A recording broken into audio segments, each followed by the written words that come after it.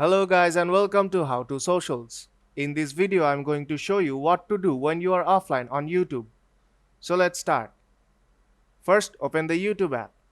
Now if I scroll through my feed, you'll see the message you are offline and it asks you to go to downloads. Now let's close the YouTube app and open it again.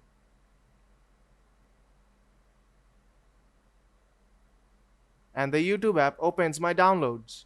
Now if I tap on the arrow icon on top left corner, and it will say that you are offline.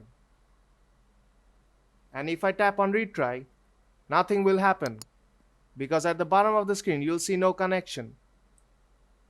The main reason behind this is you are not connected to active internet.